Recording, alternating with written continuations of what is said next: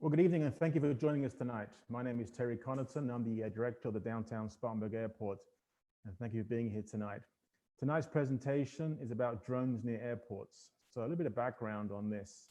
As an airport manager, I actually get lots of questions from various people calling me about trying to use a drone anywhere on or near an airport. And it caused all sorts of questions. Over the last few years, there's been some rule changes and some other clarifications on how that works. So it came about with a gentleman called Jim Grisby. He's also a FAST team representative. And me and him were chatting one day, talking about some of the changes and some of the strange phone calls I get about it. And we decided it'd be a really good idea to put together a presentation on that topic about drones around airports. So I'd like to introduce Jim Grisby tonight. He's joining me right there. Say hello, Jim. Good evening, everybody. Yep. So Jim is also an avid aviator as well. And so me and him do some flying together. But Jim is also a big drone enthusiast and has done a lot of research in drones recently. For instance, some of the questions I get now and again are people calling up and asking me why their drone doesn't work near the airport, or I need to call ATC, do I call you? A little bit of confusion there. So with that togetherness there, what we decided to do was bring in the talents of Justin Robertson. Justin Robertson is with a company called Crossflight, and they're a drone specialist out of Bluffton, South Carolina. So I've asked Justin to join us tonight to go over some of the higher level aspects of operating a drone near an airport, and also see what the end user sees, because some of our airport managers don't really understand what's going on, because some airport managers are not drone pilots. They don't know what's going on with that. So hopefully with tonight's presentation, we're hoping to clarify some of those things to make sure we understand exactly what's going on if and when you operate a drone around an airport. So with that, I'd like to introduce Justin. Welcome, and you got the floor. All right, Terry, I appreciate it. Like Terry said in the introduction, I'm Justin Robinson. I work with Crossflight Sky Solutions. Our goal is really safe integration of drone technology into the national airspace system and into the aviation community, and helping make sure that everybody understands that it is part of aviation and that our airspace is changing really quickly. So I appreciate the time for you guys to you taking your time out to listen to some of the things that I'm going to share with you, and hopefully it's really beneficial. We've actually reached out and gotten some information from you to present and to cover and go over. So we'll go through quite a few things and then have a little bit of time for question and answers at the end. And you will be able to, we'll have a couple of polls in there as well. I am presenting with a new software called Prezi, and hopefully everything goes glitch free through here. So slide over a little bit and present to you.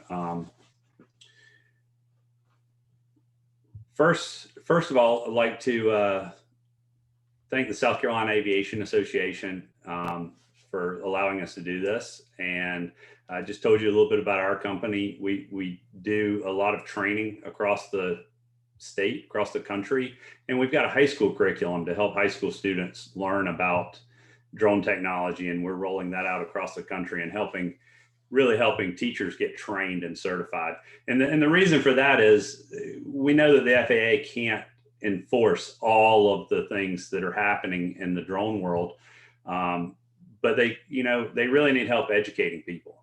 When I grew up, I didn't know that much about aviation. Wish I would have known more. But now that I'm involved in this world every day,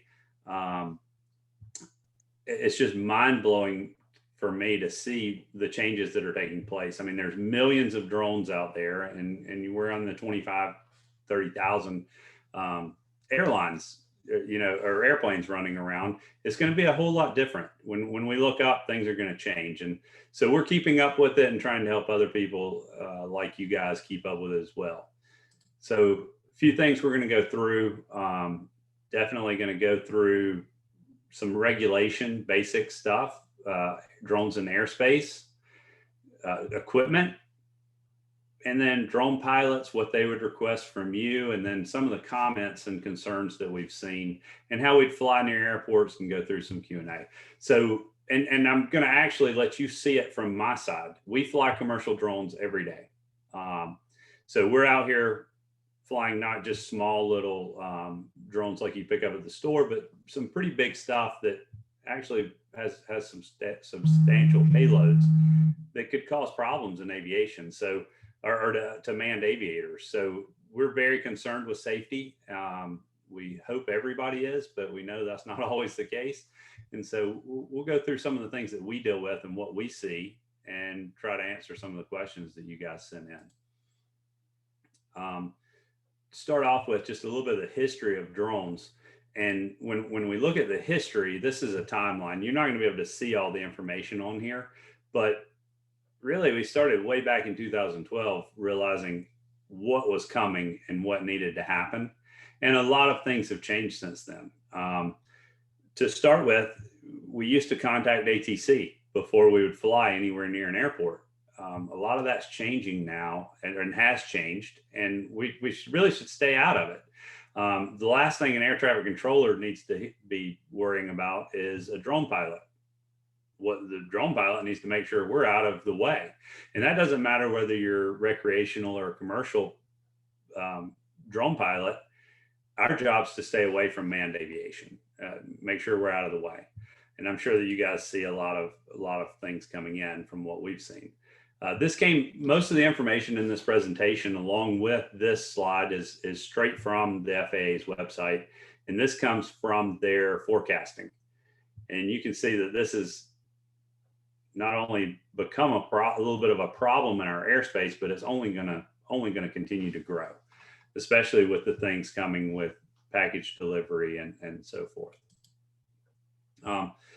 So next, I want to go in and talk a little bit about the regulation. There's really 4 ways that you could fly a drone. One, you could be flying as a recreational pilot or hobbyist. You could be flying as a Part 107 pilot, which is a commercial drone pilot. And that is, the Part 107 is up to 55 pounds. So anything bigger than that, it would be a different setup. You could be flying under a COA, Certificate of Authorization, from a public entity. Those are typically people that have been kind of grandfathered in and flying under that from a little bit the way that we used to do things before we had the Part 107. Now it's really becoming a big deal for everybody to fly under Part 107. So even public agencies are moving that direction. But there are some situations where they're flying under a COA. One of the things in that regard, hopefully there is a relationship between those public agencies that are flying under a COA and the airports and air traffic. And then the other way, the 4th way, which we wish was not there, but those that are just clueless. They have no idea how they're flying or how they should be flying, but they picked up a drone at Best Buy or off the internet or wherever they got it. Maybe not. They registered the drone. And they're not necessarily most of the time out there trying to cause problems, but they don't necessarily know anything about airspace. And I think we could all understand that from somebody that knows nothing about aviation. Oh, this would be a great thing. This is really neat. It's not that big. Not going to hurt anybody. Let's get a drone. Well, that can cause us all kinds of problems. Those are the ones that we really have to worry about the most, unfortunately. And it's a little harder to get out there and get in touch with those and educate those. So we will talk about that a little bit as well. I think would be a great idea right now. It looks like we've got 26 attendees here. I'd love to throw a poll out there and find out how many of you guys have ever flown a drone before, just so that we know if anybody has experience. It's a lot different if you've never seen one of these or operated. So could we get that poll up there? There we go. Have you ever flown a drone? And when I say this, it's not necessarily some huge commercial piece of equipment, anything like that. Just a drone in general, any kind of small unmanned aircraft.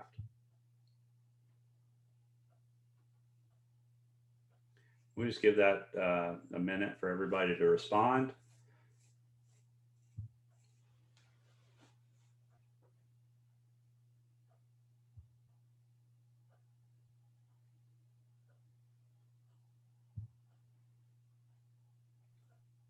So Justin, quick question while we're waiting on the poll. When was the first time you flew a drone, and why did you decide to participate more?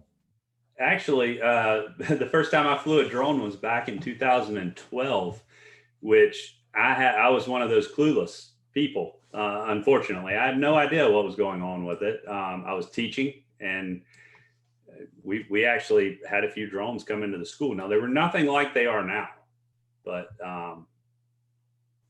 you know, that was my first time. I have been flying commercially for over 3 years now, so my experience has grown very quickly, thanks to Jim. A lot of I can accredit to him a huge wealth of knowledge on aviation in general.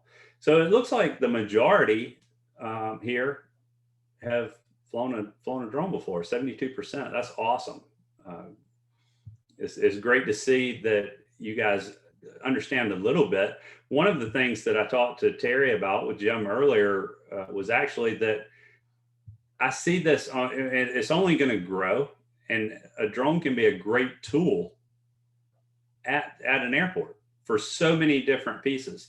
One of the pieces that's tough though is that fear factor of, okay, how do we manage this? Because it's just one more thing that has to be managed. So hopefully through the presentation, you'll get a little more understanding. And if anybody ever needs to reach out, you know, I'm actually one of the South Carolina drone pros, as is Jim. We'd love to answer questions and help in any way we can. That's what we're out here to do. So with that many people flying drones, I would say that you understand some of the different equipment probably, but I'm going to talk about a couple of things just at a high level really quick. The big differences in drone types right now is a single rotor, which just imagine a helicopter, small helicopter, multi-rotor, a fixed wing, and a vertical takeoff and land, which is very new, but it's really a combination of the two. It's a fixed wing with multi-rotor takeoff. They all have different advantages, and they come in all kinds of shapes and sizes. So one of the best drones that's out right now, in my opinion, is a DJI Mavic Mini 2. It weighs less than 0.55 grams and has a crazy good camera that can take 48 megapixel pictures, 4K video, and it's tiny. It's really, you know, limits your risk just based on the factor of size. They tout it as being under the weight that needs to be registered for Part 107, and that's not really true. It has to be registered for Part 107 for sure, because any drone would have to be registered. Now, as a recreational pilot, they may could get away with it, but with anything on it, it would be above weight. But that's a tiny example. Some of the bigger examples that we really have to worry about a little more are drones that are hexcopters and bigger, that can hold 20, 30, 40 pounds and fly around. One of the reasons why UPS is one of the first and leading the way completely in package delivery is because over 80% of the packages in the United States are under 5 pounds. So very easily can be delivered with drone technology, and they're pushing the envelope on that. To put it in perspective though, one of those larger hexcopter drones, they're not as expensive as you would think. $3,000 to $5,000 puts you in a very large piece of drone equipment, and that can cause serious problems in our airspace, especially around an airport. The advantage is really to the fixed wing. A lot of these are used for surveying large tracts of land. The one in the picture down there is the EBX, and we use the EB fairly often for surveying purposes. And it's really it's gonna cover a lot more ground because you don't have to use as much power. The key to these is to keep the weight low so that they can fly longer. And so that's what these are used for. But the problem with that is they can get out of your line of sight really quickly. And so fixed wing drones around an airport can be a little more dangerous than a multi-rotor, because multi-rotor, you have lots of control and can really stop and go on a dime with those, whereas a fixed wing is, gliding. So it's going to get out of line of sight quicker and could possibly cause more problems. But they do have their advantages. So that's some of the different just uses of drones. They're all these small to big, different purposes, and I'm sure that you're going to encounter all of these around the airports that you guys would be managing. So how do we fly near an airport? And you guys probably have dealt with this before, but not from the same side as me or Jim. So I want to take a minute to show you how we deal with this and what we need to do. So several ways that I can get authorization to fly around an airport. And interesting enough, tomorrow I actually have an authorization to fly in Class B airspace next to Charlotte Douglas. And I'm gonna walk through and show you guys this stuff. It's not a big deal. We'll look at it and see how we sign in, how we do that, because I think it's important that you understand as a commercial drone pilot, how do I do this? How would I go in and fly in controlled airspace around the airport? And what does it look like from my end? Now, of course, it's up to us always to avoid manned aircraft, and we're responsible for anything that happens there. And for us, I mean, we're very, very careful. Give you an example. We'll have radios out in Charlotte and listening to air traffic and make sure that we know what's happening around the airport. We don't even want the drone to be in the air if possible when there's any aircraft taking off or landing at the runway closest to us. We'll have extra visual observers that are watching just for air traffic and helping us maintain situational awareness. So it's not really us that you have to worry about. It's that guy that gets the drone out there and just takes it off from a house near there. But they are controlled in some ways there too. So first way that I could get clearance is through the LAANC system. And I'll show you that in a minute. The second is through an airspace authorization. If I have to go in and get an airspace authorization, I go to a website called the FAA Drone Zone. And this is where drones are registered, as well as where I would go in and apply for a authorization to fly in controlled airspace. And that's not just for Part 107, that's for recreational flyers as well to register. So we'll look at that and go from there. The next thing is the LAANC system. And I know that you guys have heard about this before, but I don't know how much you've seen of it and actually seen exactly how it can happen. So I'm going to show you how I would get an authorization to fly in this area. Now, of course, I can't fly. I'm not supposed to fly at night without a waiver, which will be changing a little bit. But if I'm trying to get authorization in an area that's approved for LAANC during the day, I can go on and apply and get pretty much immediate access to that airspace. And we'll talk about that just a little bit more. So here's the different ways that you can go on LAANC, or some of the ways. There's actually quite a few options, but Skyward is one that we use, AirMap, Kitty Hawk. They all have partnered with the FAA to create these authorization portals to give access to the airspace. And the link here, it's a little hard to see, but there's actually several program partners for the UAS data exchange through the FAA. I'm going to go through and just share one specific really quick. So I'm going to share my screen here.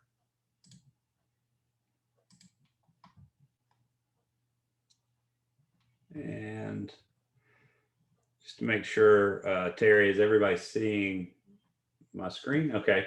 So for FAA.gov/UAS, I did want to show you this really quick as well. There's so much information here, as with a lot of the pieces with the FAA website. I think everything from aviation from the very beginning has been taken and put on here.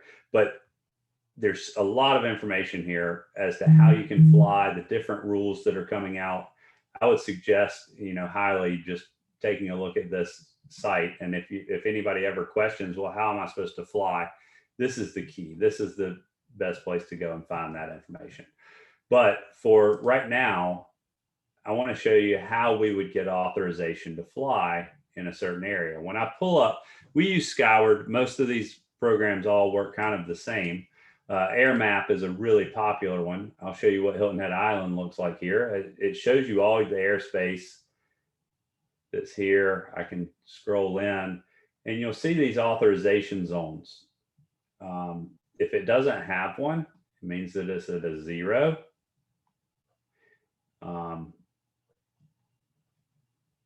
Got 0 here right around the airport. I can fly up to 100 feet in these areas, 200 feet in these areas, and 400 feet out here on the edges.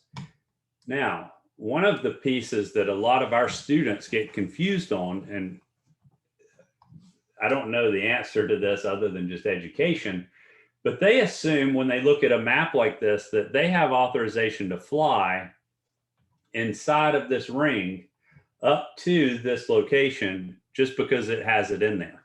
But that's not really the case. You have to actually go in and ask for authorization to fly up to this level, but it's very quick to get access to that airspace under these areas. There are areas that maybe are not approved for LAANC yet. One of those is up here in the Greenville area. We've got some places where it actually shows in between airspaces where there's 0. So let's go in and see what it looks like to actually get an authorization here. If I were going in this area and I wanted to fly, let's say this is a really good one. I don't know if you guys have been down to Hilton Head Island before. Let's say I want to fly right here around Palmetto Dunes Golf Course, and I'm doing some mapping for them. So I could go on and actually put down a pin, and I'm going to do an operation. So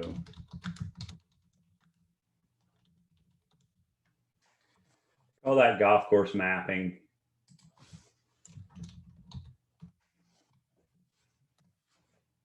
And save. And then next, I'm going to need to draw an area where I'm actually going to be doing the mapping.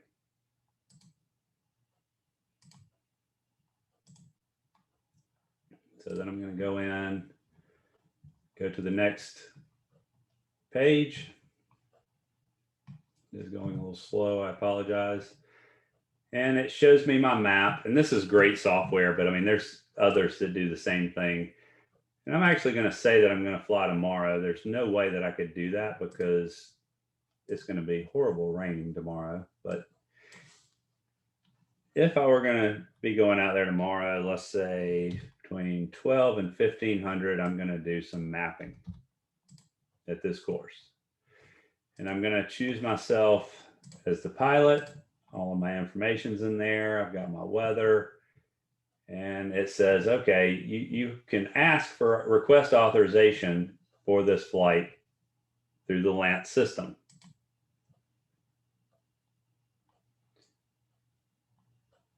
Save the system. I'm going to go through and agree that I'm going to take care of all of my Part 107 requirements.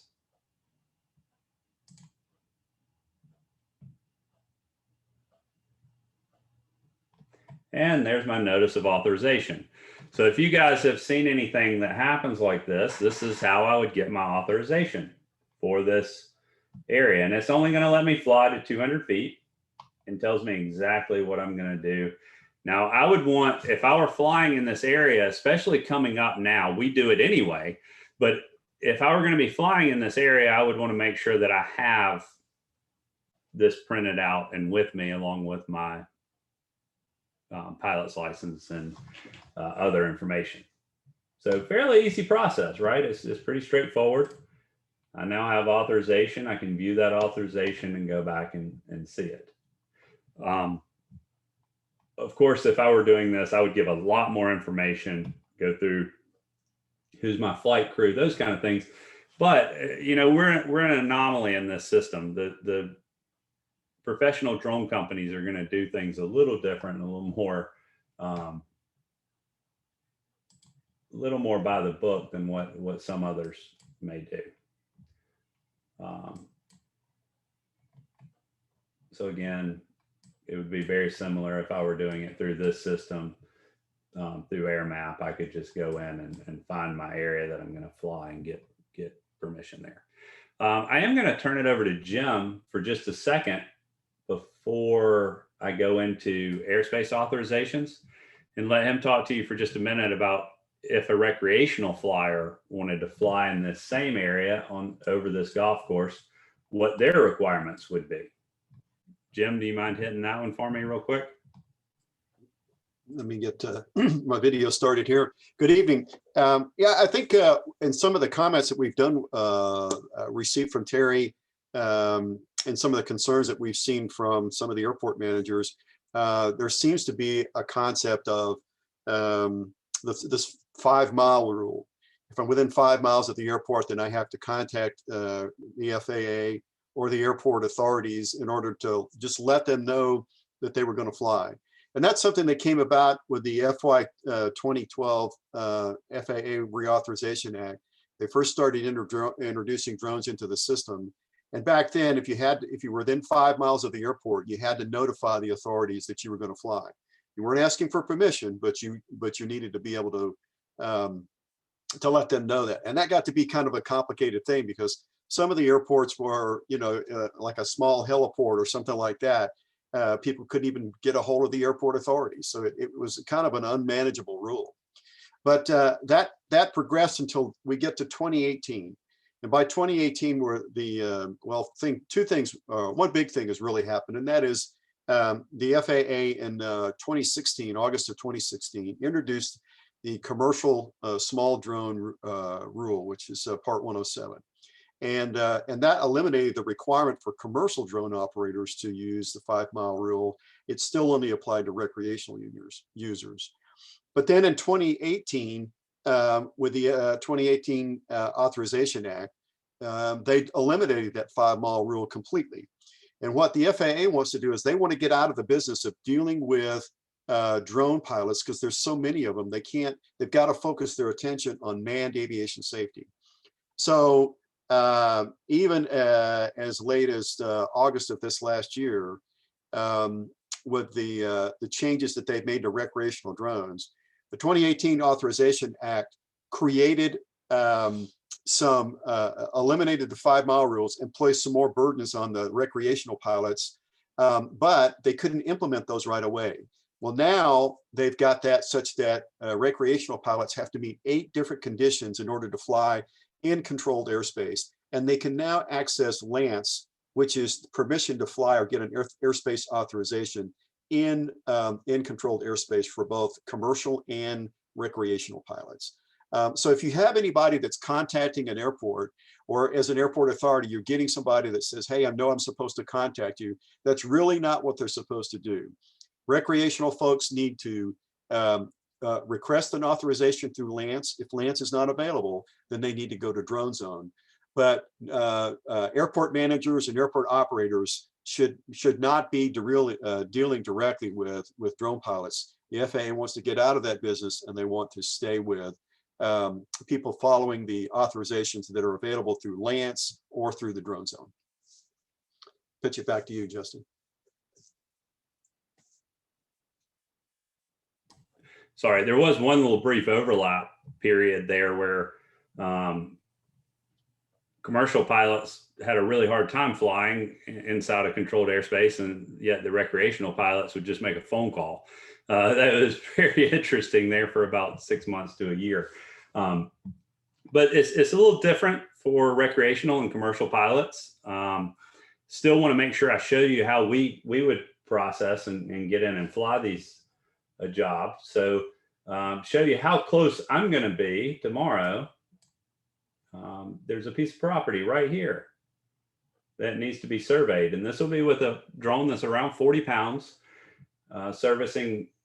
flying this with a LiDAR system and photogrammetry. So we'll get a really good, this is about 40 acres, and we'll be able to give them survey quality topo with us only being out there for about 45 minutes. So So just to let you know what kind of capabilities we have, but look at the proximity of where we're at to this airport. I could just about guarantee you that there's going to be some interest of who in the world is flying a drone right next to Charlotte Douglas. And this is no little drone. This is a 6 foot wide, 40-pound drone. It's going to be about 180 feet in the air right here off of runway 18R. So how do I get that authorization? You can see all these zeros. How am I going to be flying there? So I went in and to the drone zone and put in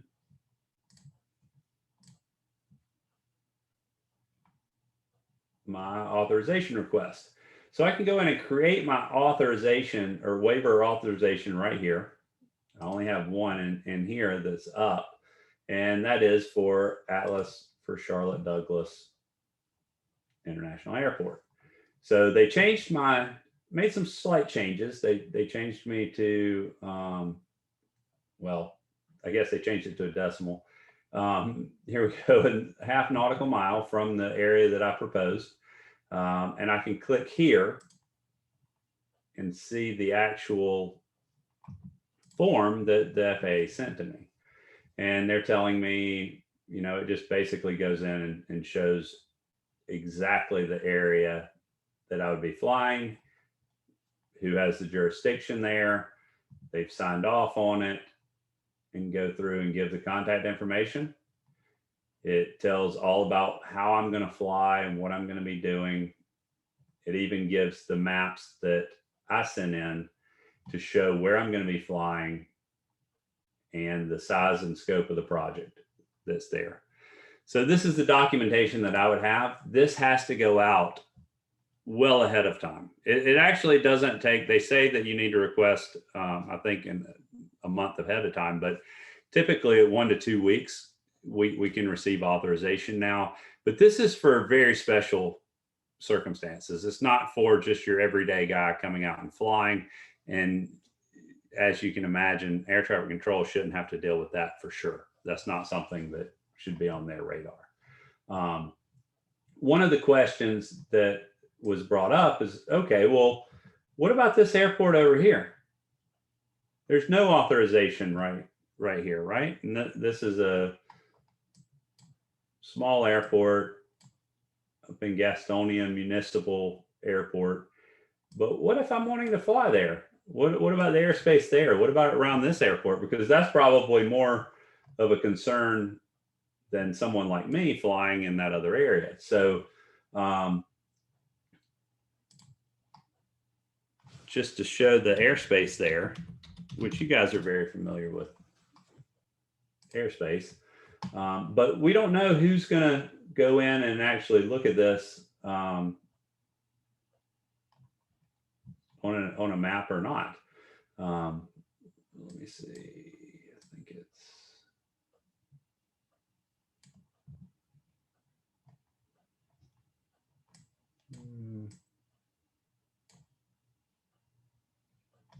right up here. And we've got airspace that goes down to 700 feet above ground level.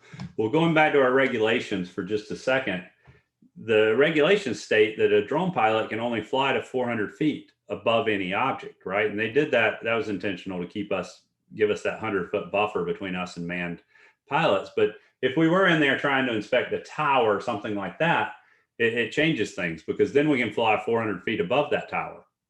So if we're going to be flying up that high, we're going into Class E airspace, but we still have that ability to be able to fly there. It really is going to fall on the pilot at that point, or the drone pilot, to really be careful with manned aviation in the area, and makes it very tough, tough situation there. So anyway, we're moving on through. So I'm going to get back, stop sharing, and come back and continue on with the presentation.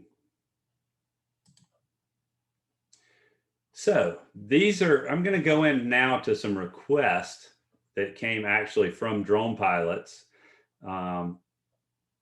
two different airports, so we can discuss those for a minute.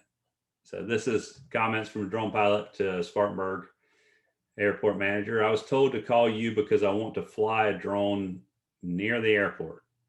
I was told to call you because I want to fly. So do I call you or ATC? This goes back to Jim's question earlier.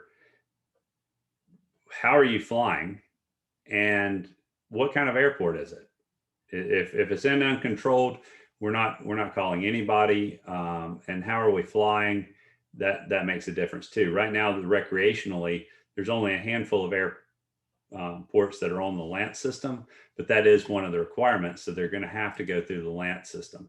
We really want to keep air traffic control out of this situation. Again, we either want to go for an authorization through the drone zone or go through the LANC system. We want to keep it in that situation. Now, the one place I would say it's important for us to all work together here, and especially with public safety. It's a good idea for public safety to have a good relationship with the airports and anybody there that they need to communicate with if they're flying and operating drone equipment. But for a recreational or for a commercial drone pilot, they don't need to be contacting anyway.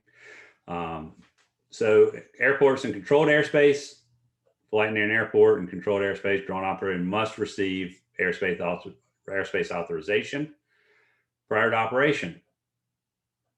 They come with altitude limits, operational provisions. You can check that on Before You Fly, which is an app that was provided, I think, through Kitty Hawk. But hopefully people are educated enough to be able to check their maps and make sure that they understand what type of airspace they're flying in and what the requirements are. Remember again, that airspace authorization is not coming from air traffic control or an airport manager. That's coming from the LANC system or from the authorizations through the drone zone.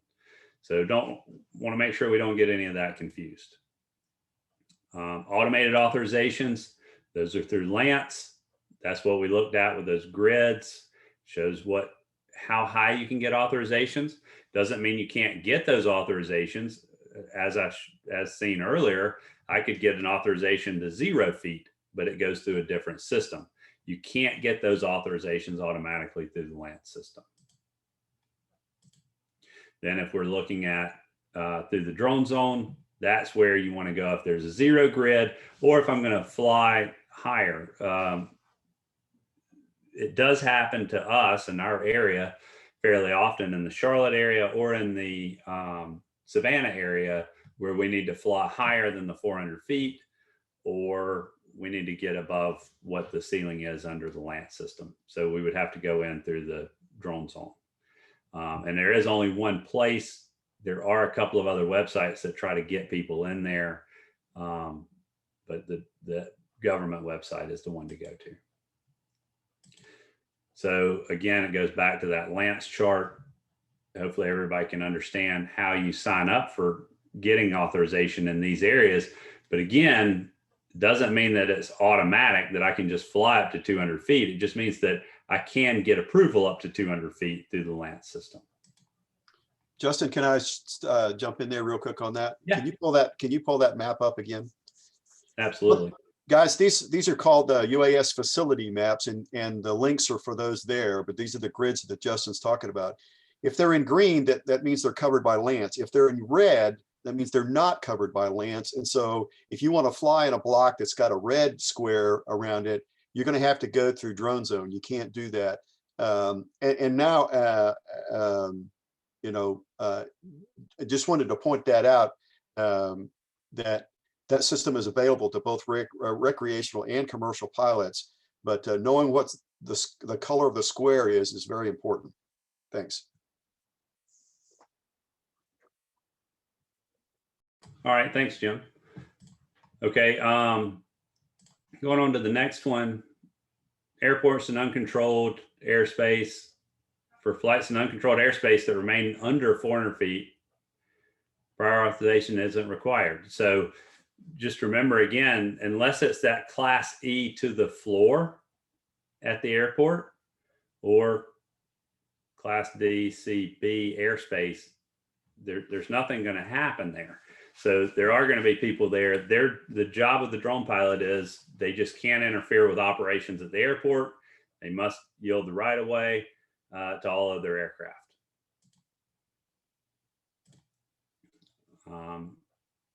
We're planning to using a drone for some survey work 4 miles south of the airport.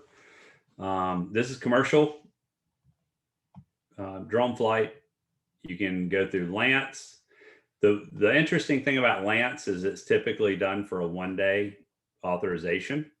And as long as you can get that, as long as the authorization is available through Lance, you're probably not going to have a problem getting it. So if it is a nighttime flight, that throws a little bit of a change in it because that's a separate type of authorization. It has nothing to do with the airspace. It's more to do with the waiver to fly at night. So good information there. We're planning on releasing 500 helium balloons 3 miles west of the airport and have a drone to take pictures. So this isn't a recreational flight. It involves more than just the airspace authorization. So they would have to go through the drone zone to get the authorization for this. Some of this information, would be helpful for you to know and to be able to give out. But again, the pilots need to know where to go and where to gain access to those authorizations. Hopefully that's going to. Interesting, Justin. I already got a phone call with the 500 helium balloons, so I made sure that Greer knew about it because on that particular day, the balloons were flying towards Greer International Airport. And I said, you need to talk to Greer and make sure that it's good to go before you can do the drone's one thing, but the balloon's a whole other thing, because you can't control those stuff. It was interesting. Absolutely. I can imagine that would throw a kink in a lot of plans there, and everybody needs to know about that. And that's one of the things that's really interesting. Just and I think that you guys will probably have a big role in some of this information down the road as to how it's shared. Because one of the issues that they're having right now is, okay, we don't want to see every drone that could possibly be out there on some kind of map, like a manned aircraft. It would be confusing and really cause more problems than it does good. But at what point do we share the information and who needs to be shared with? Just because it's not mandatory to share doesn't mean that it's not nice to know, right? So depending on the situations, I think everybody's going to have to handle their management of their airport and surroundings a little differently, especially as you start to use the equipment at your own airport. How do you communicate that, and who do you communicate that with? Will be very important. Comments again. Hey, we're just flying in to land and we saw a drone shoot past our right wing. Oh my gosh, this is a nightmare, right? So the manned pilot's going to notify ATC. ATC is going to file a report with local PD and or the FSDO. I would say "and" is the big word there, and report the sighting of the drone. I've actually heard this from people that we work with that they've passed a drone at over 5,000 feet, and it's like, wow, what are these people doing flying at a mile in the air? And that definitely needs to be reported. So air traffic control would then report and let them know that there's been a report made. So this is definitely something that needs to be reported. And hopefully they're able to find, whoever is flying. It is going to become easier. I will talk about that again in a few minutes, because it's about to become a lot easier to find out who that drone pilot was and what was happening there. So some new rules they're very much anticipated, and it's been a huge issue for us. And we're going through trying to get information as fast as we can, because we're training people all the time how to do this correctly. But one of which is remote ID, whereas by 2023, all of the drones that are being used out there are going to need to be able to report themselves in a way. I'm not going to go too deep into this. This is going to stay a little higher level right now. And if with the rules, I think it was 695 pages for that particular rule. But this is changing. And in a nutshell, what's going to happen is you're going to have the ability to find out who has that drone registered and who the pilot is of the equipment. It's going to take a little while for that to happen, but it is going to happen, and that's good news for me. I know it was a huge fight for a long time because, especially with hobbyists and recreational flyers, they didn't want to give all that information out, and they just wanted to do what they were doing. Some commercial pilots, even, because of the cost associated with doing this. But I think airspace safety is of all of our concern. And so these are good rules. They did the due diligence to go through a long period trying to figure out how to do this the best way. And it seems like they've got a pretty good plan in place. The other one is operations over people and at night. Some very specific rules for that. Don't know if you knew that rule, but you're not supposed to fly a drone over any person that's not directly involved in the flight itself. And there's some new rules coming out to allow for that and to allow for flying at night. So exciting stuff. And it's all going to be inside to where you don't have to have a waiver. You just have to pass the test and be able to do it. And the drone has to fit with the equipment type to be able to do that as well. The other piece in that, the guidance, and this is changing fairly immediately, used to not be the case that law enforcement could ask for registration, remote pilot certification, and picture ID. And now that's going to be the case. So this is exciting too, I think, just from the law enforcement standpoint, because before, I know that there were quite a few law enforcement officers that got themselves into trouble for asking for documentation that they didn't have the right to ask for. So this is changing very quickly. This one's one of the faster ones coming out. The flying over people and at night is the other that's coming out. It's already been approved, and we'll have the 60-day window on that. But the remote ID is going to take a little bit longer, of course, just like with manned aviation, it took quite a while, and we're going to have to get all of the equipment and technology up to date before we can implement that one. So building a house 1 mile from the airport, and we need to use the drone for some aerial work about 50 feet high. This is commercial work, got to go through the drone zone, or use the grid if you can get it in the LANT system. You're going to have to look at the LANT system. If you can't get the authorization there, then you're going to need to go through the drone zone and ask for an airspace authorization. Fairly simple.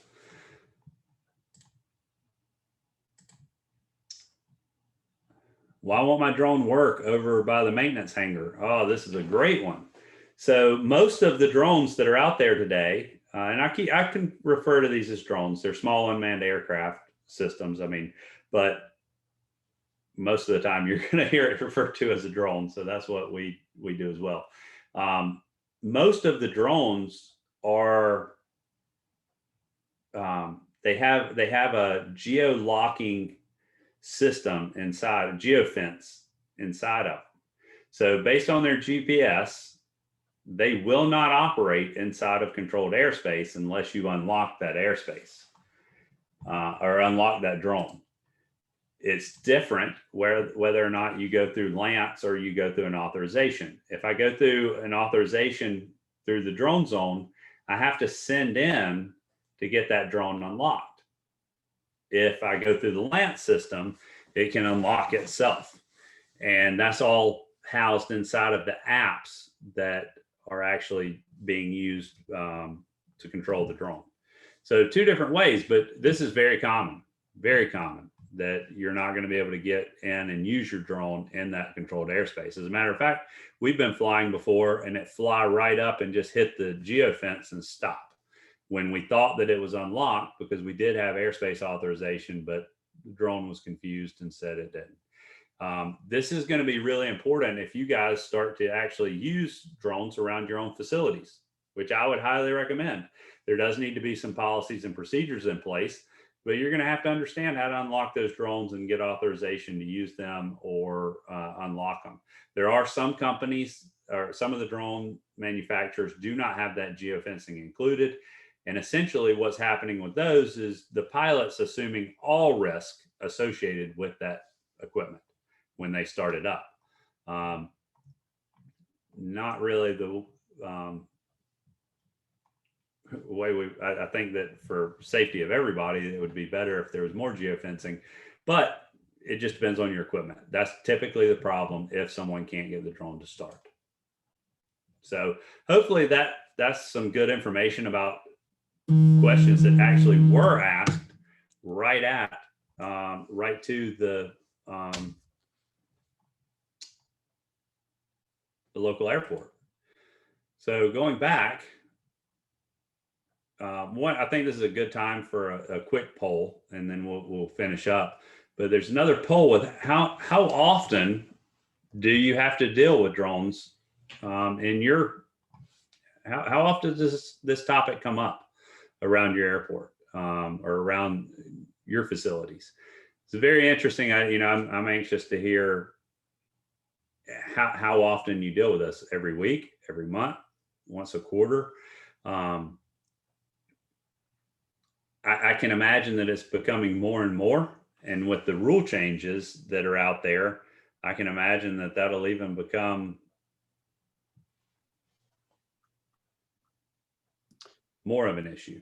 So, Justin, looking at the comments there, Andrew Helmus is on, and he says, as a private, I can drive to an airport and launch without prior authorization. I think he's talking about his manned aircraft in an hour. As I understand it, in Drone Zone, it takes 48 hours if I want to launch in my backyard under instructions, where manned flights would be chopping lumber.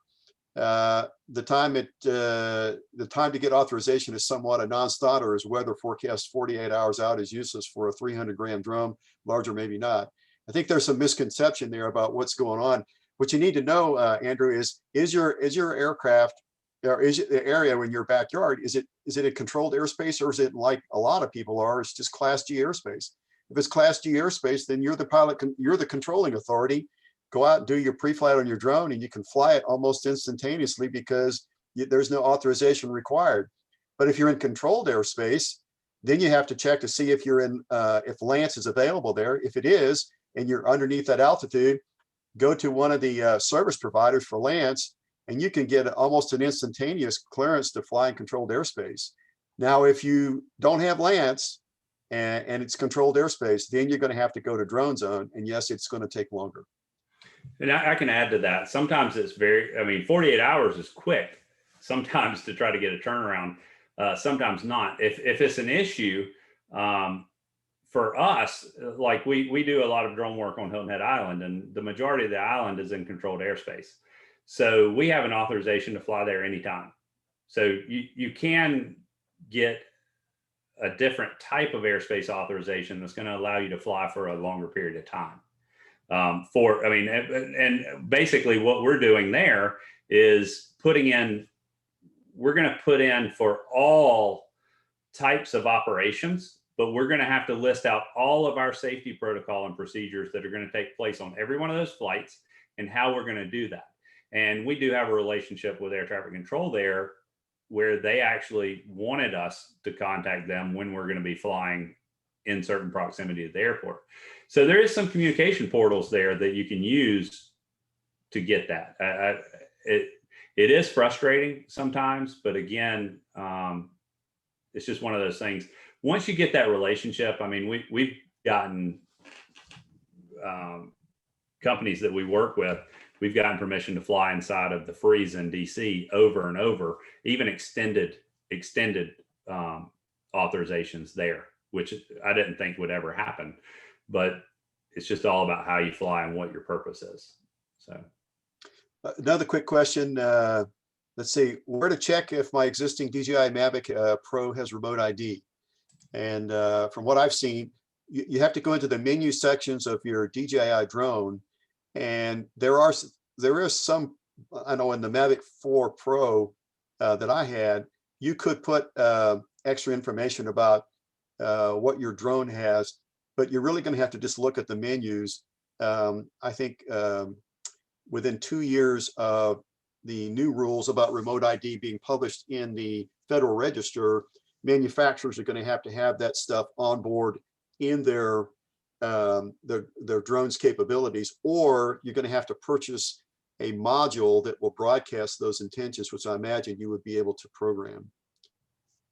Yeah, and it's really going to be drone to drone. The Mavic Pro, I'm not sure on that one. So,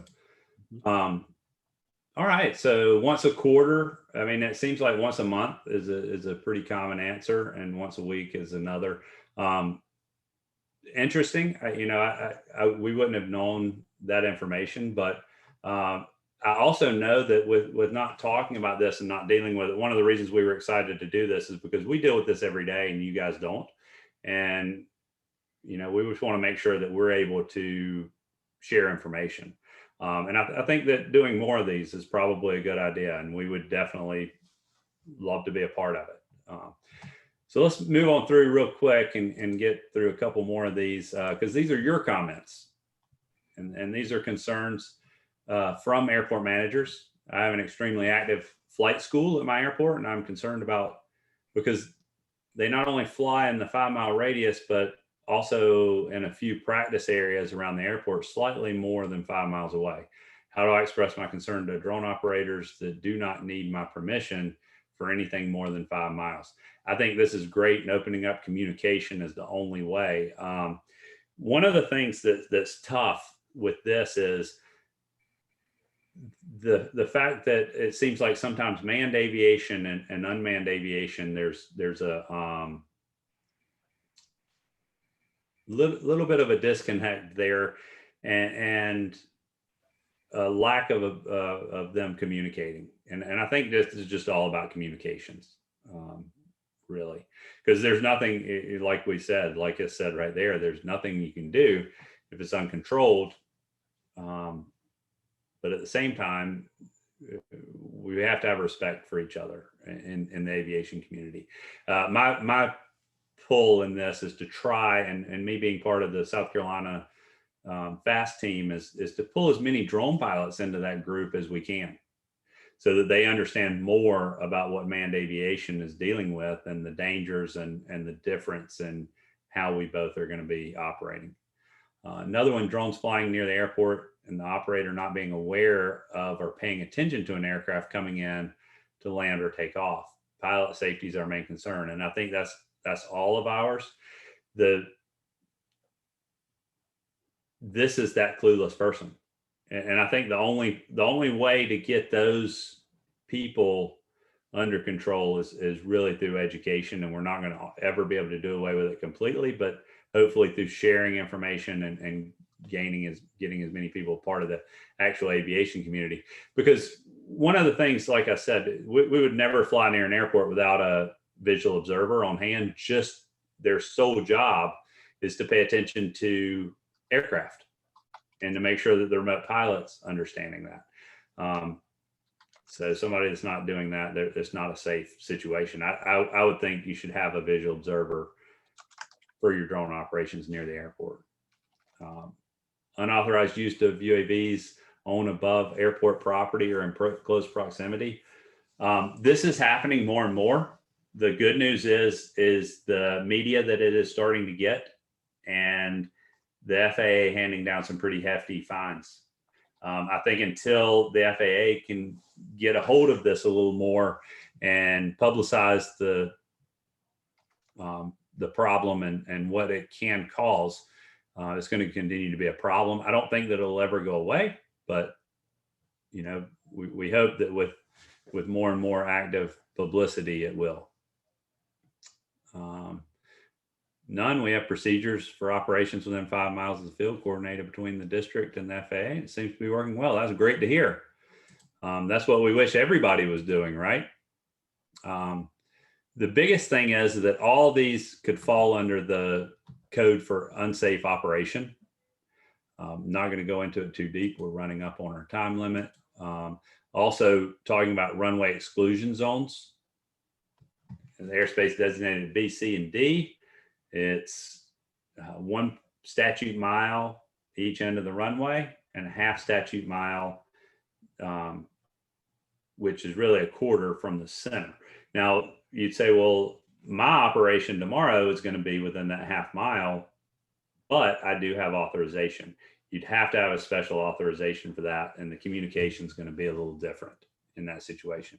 But it is important to understand the no drone zone around this area.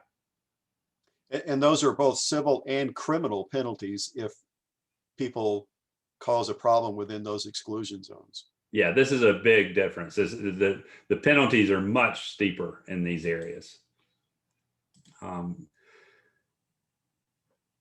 So most of the time, the basis of this one is that most of the time you're not going to be dealing with commercial or even serious recreational pilots. We're out there doing things the way that you wish everybody would do them. Unfortunately, that's not what you're going to deal with. The ones that you're going to deal with are most times that clueless person that's out there, and they really don't know. And I think education is the only way that we can help with that and make sure that we're spreading and getting people involved in the aviation community. So let me see. All right. So the next piece is our Q&A, and then we've got 2 more questions up here. This is a great one. How about recreational pilots flying near uncontrolled airports? And this is one that I meant to touch on earlier, actually, is the fact that a lot of drone pilots say that think they're flying recreationally are actually not. They might check the box saying that they're a recreational flyer and a hobbyist, but there's a lot more that goes into that than what one would think. And one of those is that they're going to have to fly under a set of guidelines and rules, even if they are flying recreationally. And that would say a lot of those are actually going to control them to confine them to a certain area and make sure that they're flying under this set of rules that are sometimes even stricter than the 107 regulations. So that should not be as much of an issue, other than, again, that person that we were talking about that says they're flying recreationally, and they're really not. They're really not following any rules. They just check the box saying they're a recreational flyer, and then they go out and do what they want. And education's the only way we can help with that piece. Would you agree with that, Jim? Yes, and if I could offer up, if you have not read, or if you don't know about the rule, read the part 1 of the advisory circular for 107-2, which talks about the commercial rules and gives all the explanation, but also the advisory circular for the recreational drones, which came out here not long ago, 9157B. And that talks about the 8 conditions recreational pilots must meet. They have to be following one set of rules or another, and they should be able to explain to a law enforcement officer, if they're approached, which set of community-based rules, or if they're flying under Part 107, what those rules are, because they have to be doing one or the other. They can't just be out there winging it anymore. And so if you, as an airport manager, don't know about those, I would highly recommend 107B, 9157B, and also 107-2. All right, that's great. Another question was, just want to verify airport managers of airports in uncontrolled airspace will not know of drone activity around their airport. It will just be covered by drone zone or LANCE. as far as I'm concerned, I don't know. In uncontrolled, there's not going to be a drone zone or Lance authorization around your airport anyway, because it's uncontrolled airspace. So you actually would not have any way to know who's flying there or what they're doing until 2023, when we do have that, when we do have the remote ID that comes on. Yeah, Justin, it is important for people to know, though, that it doesn't matter whether you're a commercial drone or a recreational drone pilot.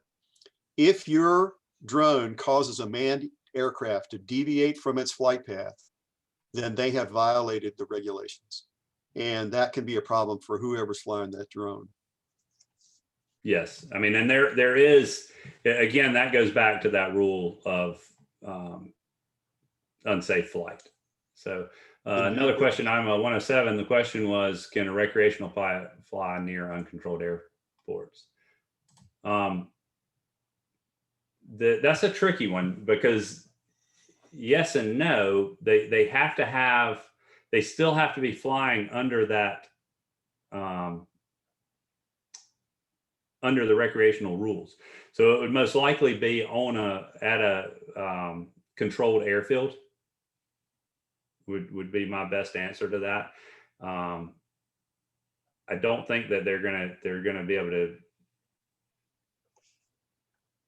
fly in any other way. And then what would be your answer to that one, Jim? Yeah, if you look in 9157B there, it talks about those 8 different conditions. And you're gonna need to be flying by some community-based organization's rules. Academy of Model Aeronautics is one, and many of those places have designated airfields which are recognized by the FAA. There some of those are in controlled airspace already, and there's a letter of understanding between the controlling authority and the Academy of Model Aeronautics local folks. And some of them are just in Class G airspace. I fly at one all the time. Foothills out here. It used to be it's an old crop dusting field. Our Foothills recreational RC club maintains it. It's a 3,000 foot grass strip, but we have community-based rules, and they're posted right there at the airport where we fly. I say airport, it is a grass strip, but it's a private field that it's owned by and operated by recreational drone aircraft that are flying there, not manned aircraft. Although we do have some ultralight activity and stuff in and out of there. Right, and the big part of that one that's hard to answer is it's got to be a recognized association, and I can't answer every one of their rules and regulations, but the answer to most of it would be they probably should not be flying near an uncontrolled airport, and because that would be against the rules of their governing group they're going to be flying under. And that's the part where it makes you, when you register your drone, if you register as a recreational user, you're registering that you're going to fly under these set of guidelines. And that's, a lot of people I think just check that box.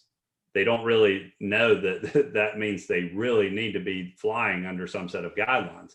And I think that's going to be a good thing. The FAA is making that a little stricter, and there's going to be more coming down on the way that they're able to fly. And that's the best I can answer that one at this point. Last one that we've got here. Granted, remote ID makes remote pilots accountable. Good thing. Yeah, there will be knockoff stealth drones without it. Normalized deviance versus absolute deviance may be an unintended consequence. I think a little more allowances and authorization may improve that. I can't agree or disagree with that one. I don't really know what will happen. I know that, to be honest, I think that the biggest thing that would probably help is more accountability in that sense. I mean, if you catch somebody doing that, you know, they could be doing great harm. And so hopefully there will be a great penalty for that. And I think that those penalties need to be publicized, well publicized. It's more than the accountability, I think, is the safety aspect. And I think that's what most of us want. Those people that are out there to defy the rules are going to defy the rules. You know, it's one of those nature of the beast things. So, but that's a pretty good comment. I mean, I agree. Allowances and authorization are important, but we don't want to get too crazy with that either. I think that the way that they're kind of tiptoeing into this, I know that a lot of people are very, very critical of the FAA at times, but I think that the way they're tiptoeing into this is as good as they can do. You know, I tell a lot of people, you know, the FAA in this has to be a little bit reactionary because they're not the ones driving this. Industry's driving what needs to happen for advancement. And the FAA has to react to what needs to happen. The alternative to that is just lock everything down completely. And I think we would all agree in manned or unmanned aviation, that's not going to be the answer. And then we would have a lot more of those problems. So appreciate that comment as well. I think that was a very good comment. All right. So I think we made it through, and I apologize. I was trying to wrap up by 7, but we're pretty close. We made it pretty close, and I think I can turn that back over to Terry at this point. Yeah. Jim, thank you. Terry, thank you for having us, and Melanie, really appreciate it. We hope to, you know, we'd love to do this again and bring up some new topics and have some open discussion. Yes, thanks for doing it tonight. I appreciate it. Very informative. I learned a few things tonight I didn't learn myself. Just a few reminders that the same presentation you did tonight will be done down at the conference in end of next month in February for the South Carolina Aviation Association conference there in Hilton Head next month. And so we're looking forward to seeing you down there as well. So Jim and Justin, I appreciate your time tonight. Thank you very much. And Melanie, as always, thank you for hosting this with us.